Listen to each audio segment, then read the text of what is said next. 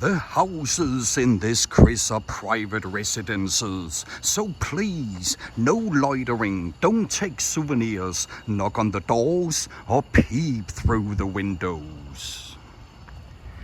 Let's take a look at some of the movie homes in the posh neighborhoods of Westwood and Brentwood, and in the old backlot of 20th Century Fox, which today has turned into Century City.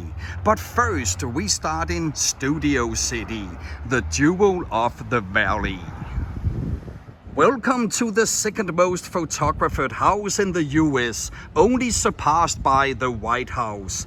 Welcome to the Brady Bunch house. A film adaptation was made in '95, 20 years after the sitcom aired, with Gary Cole and Shelley Long in the starring roles. At the time, Cole was famous for his role in the drama series Midnight Caller, and Shelley Long was famous for her role on a sitcom taking place in a bar in Boston, owned by Ted Danson. What's the name of this show? Nicole Kidman lived in this little cottage with the white picket fence in the romantic comedy from 2005, Bewitched.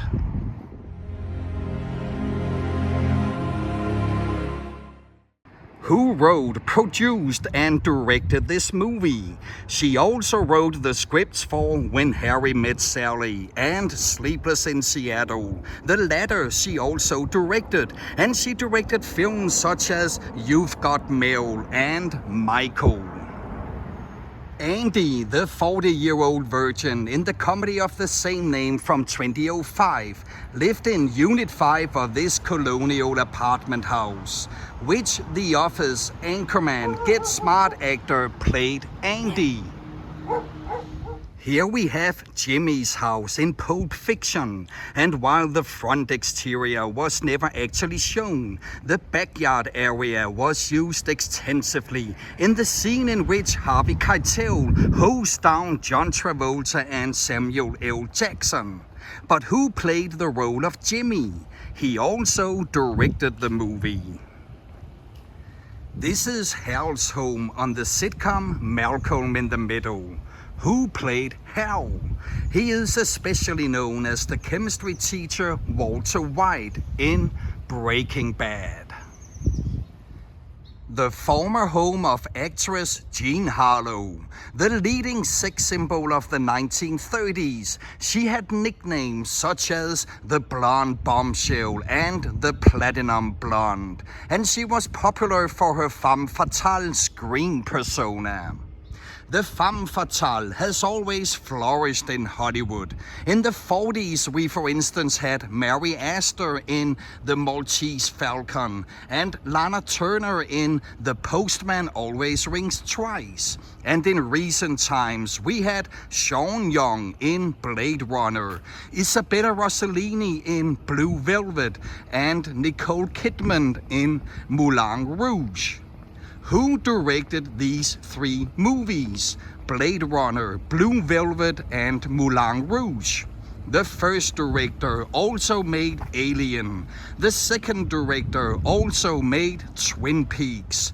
And the third director also made The Great Gatsby. The interior scenes of Lester Burnham's home were shot in the house just down there. Lester was the man who had a midlife crisis when he became infatuated with his teenage daughter's best friend in the comedy drama from '99, American Beauty. Who played Lester? Eddie Murphy only has 1,000 words left in the comedy drama from 2012, 1,000 words. This is the house he buys for his wife at the end of the movie. Who played his wife? You also know her as crisis management expert Olivia Pope in the drama series Scandal and from the thriller Lakeview Terrace. Just sit right there. I'll tell you how I became the prince of a town called Bel-Air. Hollywood Hino's trying to be dope with some rap, but it sounds like a joke and is totally crap. Anywho, this is where the Fresh Prince of Bel-Air lived on the sitcom of the same name. Unfortunately, we can't see much of the house, but still, who played the street-smart Fresh Prince?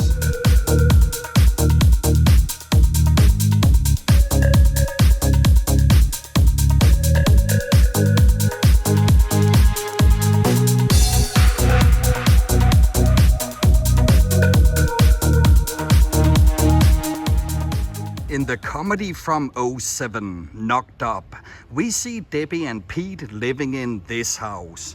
Pete is played by Paul Rudd, but who played Debbie?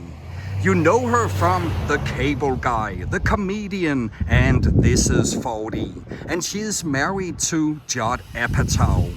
Her sister in the movie is played by Katherine Heigl, and she gets knocked up by Ben, a guy who lives on the other side of the Santa Monica Mountains in the San Fernando Valley, in this house, together with his stoner roommates. Who played Ben? You know him from comedies such as This Is the End, Neighbors, and The Interview. Jason Isaacs is a man who lives in two worlds and can't be sure which one is real and which one is a dream. This is his home in the drama series Awake.